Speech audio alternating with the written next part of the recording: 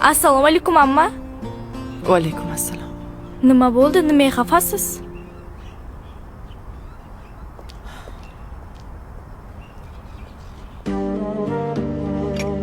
Nima bo'ldi Malikaxon?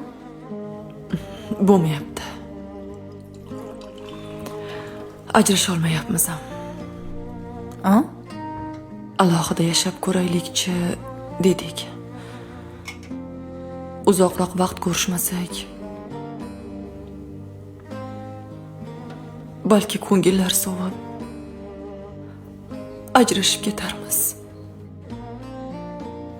Balki ular boshqasiga uylanib, farzandli bo'larlar.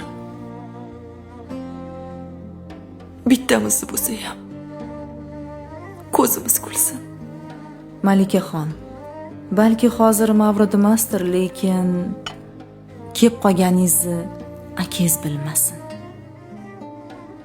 Choy iching.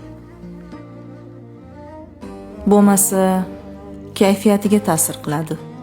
Kayfiyatini buzilishi biznesiga ta'sir qiladi.